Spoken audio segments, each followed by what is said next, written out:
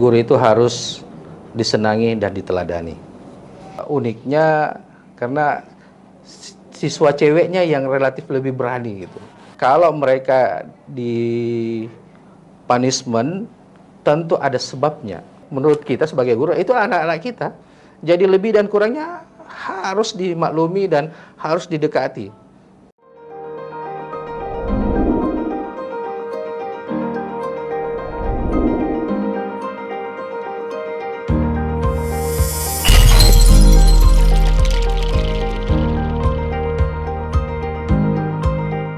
Assalamualaikum warahmatullahi wabarakatuh. Perkenalkan, nama saya Vindi Nurmelani, selaku host di konten Obras kali ini. Hari ini kita ditemani oleh Bapak Irman Aras, SOS MM, selaku narasumber kita di konten Obras kali ini. Beliau merupakan seorang guru di mata pelajaran sejarah dan PKK teori loh. Sekaligus beliau merupakan seorang wakase kesiswaan di SMK Mutiara Ilmu ini. Oh ya Pak, gimana nih kabarnya hari ini? Alhamdulillahirrahmanirrahim. Alhamdulillah. Senang rasanya dan sehat rasanya hari ini bisa hadir di Obras. Alhamdulillah. Oh ya Pak, hari ini kan bertepatan tanggal 25 November ya Pak. Ya. Bertepatan juga di Hari Guru Nasional. Di antara banyaknya profesi, tentu saja nih menjadi seorang guru adalah profesi yang mulia. Namun di balik itu semua pasti ada dong alasan Bapak menjadi seorang guru itu apa? Ya, jadi guru merupakan pilihan hidup. Ya, dari sekian banyak yang pernah dipilih, setelah jadi pilihan hidup dan ternyata berlanjut dengan penekunan, kita tekuni dari komunitas kita, akhirnya menjadi suatu kesenangan, berujung kepada cinta, sehingga lain rasanya itu kalau misalnya ada momen yang kita tidak berinteraksi dengan siswa, sehingga hal itu membuat kita memunculkan rasa sayang, rasa cinta terhadap profesi. Mungkin itu yang menjadi kekuatan saya secara pribadi untuk bisa terus menekuni profesi guru ini. Kan Bapak ini memilih menjadi profesi seorang guru ya? Iya. Pasti ada dong pengalaman awal saat Bapak mengajar yang mungkin sampai sekarang Bapak masih ingat? Ya, kalau bicara pengalaman, merujuk sejarah lahirnya Mutiara Ilmu itu dari sisi jumlah, ya, jumlah siswa yang kita bina, kita bimbing, kita didik, dan kita ajar. Awalnya itu cuma belasan, kurang lebih 16 siswa. Seiring perkembangan di tahun kedua, ketiga itu sudah naik, sampai nanti tahun kelima itu sudah flat dalam jumlah yang kurang lebih 150 orang per tahun masuk. Nah, ini perlu pengelolaan atau manajemen yang saya pikir perlu keahlian juga secara bersama, jadi bukan cuma pribadi tapi harus bersama, kompak dengan tim yang lain dan guru-guru yang lain. Kenapa? Karena di awal itu jumlah guru itu masih sedikit. Ya. Sekarang ya alhamdulillah perangkat kita di Mutiara Ilmu di tahun ke-21 ini sudah kurang lebih 30 orang. Sudah lengkap dengan satpamnya. Dulu bahkan di awal-awal tahun itu guru itu sepertinya one man show. Jadi kadang kita juga jadi keamanannya, kadang juga kita jadi polisinya, jadi jaksanya, bahkan tidak terkadang kita jadi perawat atau dokternya kalau ada yang sakit, ya. Bahkan kalau kita melihat juga kasus-kasus kenakalan remaja, ada juga yang berkelahi. Bahkan yang menarik itu adalah pernah ada seorang putri yang memukul putra. Dan ini yang unik gitu. Ini yang seperti yang pertanyaannya tadi, yang unik menurut saya yaitu jumlahnya, dan dalam jumlah itu ada reaksi-reaksi dari pergaulan siswa yang uniknya, karena siswa ceweknya yang relatif lebih berani gitu. Ya, nah inilah yang perlu pengelolaan secara bersama dengan tim guru, dan alhamdulillah sampai sekarang kekompakan guru-guru itu sangat solid gitu. Nah inilah yang menguatkan kita sebagai tipikal guru yang bisa betah dan mencintai profesi. Jadi bukan cuman pribadi saya sebagai guru yang membuat saya betah, tapi komunitas. Nah komunitas ini paling utama adalah rekan sejawat, teman-teman guru yang begitu saling kompaknya. Bila ada yang kurang bisa mengisi, ada yang lebih bisa memberi, dan inilah kenyamanan ya, kenyamanan kita jadi seorang guru khususnya di Mutiara Ilmu. Ternyata pengalamannya juga banyak ya Pak. Alhamdulillah. Oh ya Pak, kan itu Bapak ini mendapati jabatan sebagai Wakasek Kesiswaan di SMK Mutiara Ilmu. Hal-hal apa aja yang menjadi pekerjaan utama dalam menjadi Wakasek Kesiswaan itu? Kalau pekerjaan utama dari seorang Wakasek, dari apa yang saya kerjakan, dan paling utama dan pertama adalah kenali siswa. Ya, jadi kalau kita sudah bisa kenali siswa, bukan cuma dari penampilannya doang, tapi dari sikap dan perilakunya, insya Allah kita bisa meredam perilaku-perilaku buruk. Karena kita tidak bisa melarang begitu saja dengan menampilkan tata tertib siswa, bukan. Dia kalau mereka di punishment tentu ada sebabnya. Nah, sebelum ada kejadian kita belajar dulu bagaimana kira-kira apa penyebab yang bisa terjadi kalau anak-anak ini kita kenali lebih awal. Ya, mulai dari sikapnya sampai pembelajarannya. Kita bahkan harus tahu sedikit banyak tentang bagaimana background keluarganya. Ya, nah ini kita dapatkan dari interaksi bukan saya secara pribadi saja, tapi dari informasi-informasi guru khususnya wali kelas. Jadi wali kelas lah yang menyuplai informasi-informasi tentang anak bahkan keluarganya.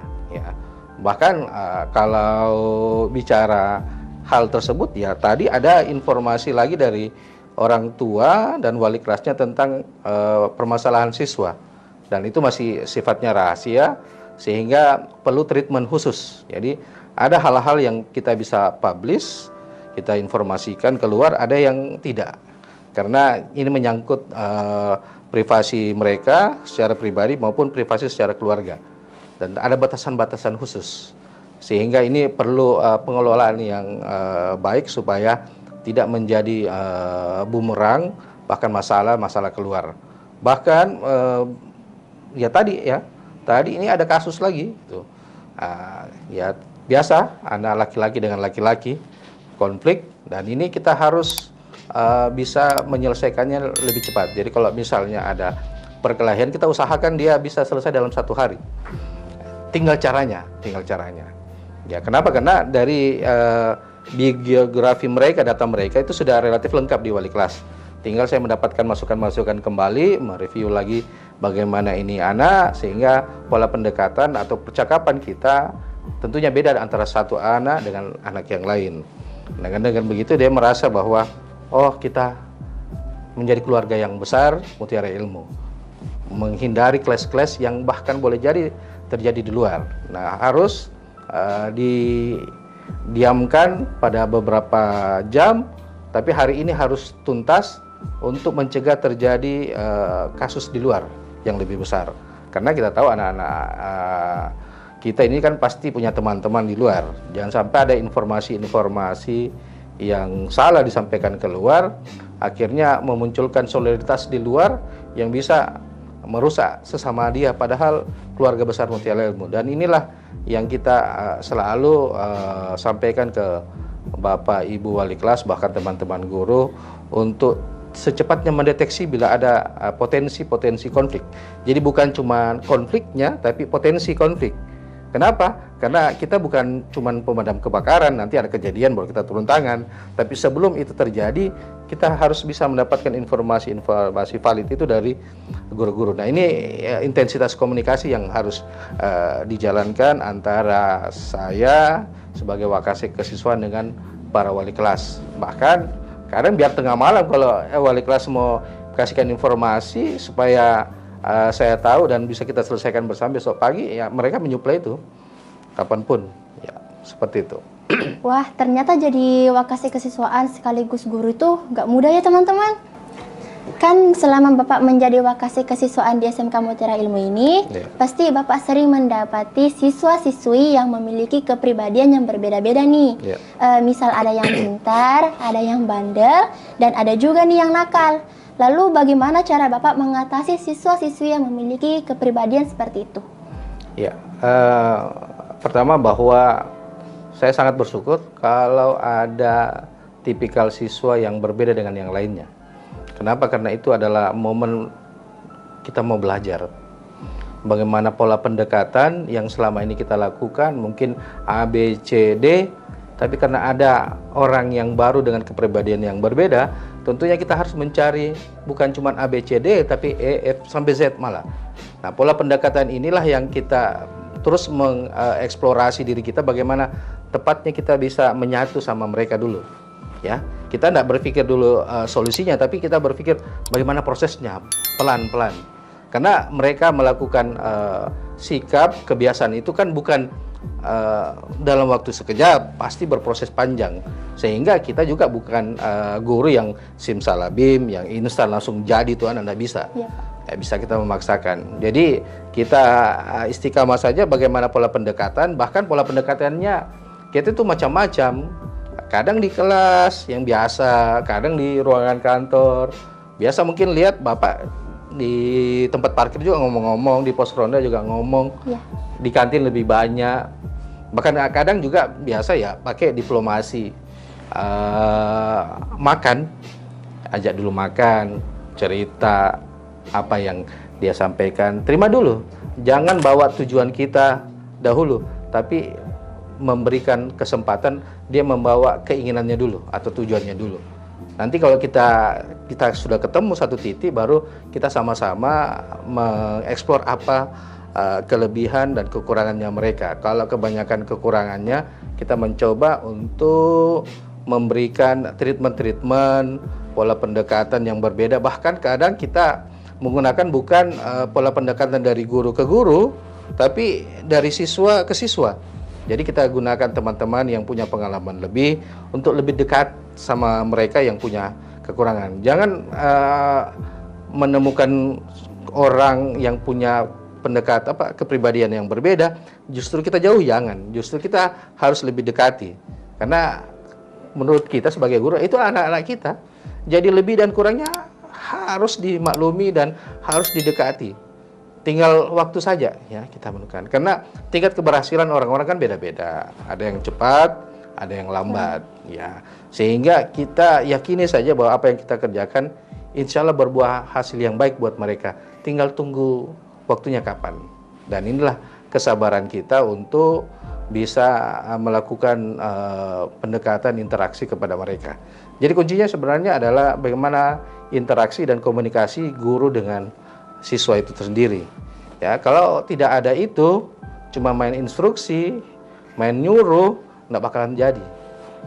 Jadi kesabaran, ya sabar, bisa berinteraksi, bisa berkomunikasi dengan baik, dan memberikan contoh yang baik. Ya. Lalu apa aja nih harapan-harapan Bapak untuk siswa-siswi di SMK Mutiara Ilmu ini? Kalau Bapak sih mungkin umum dengan teman-teman guru yang lain, bahwa anak-anakku semua bisa sukses. Bukan cuma sukses dunia, tapi sukses akhirat. Nah, artinya apa? Mereka bisa menjadi apa yang menjadi pilihan hidupnya kemudian.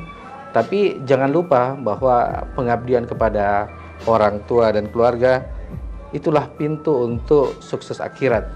Nah, itulah yang selalu kita coba ingatkan dan lakukan pendekatan yang boleh jadi mungkin bukan bahasa yang tadi keluar, tapi bahasa yang lain.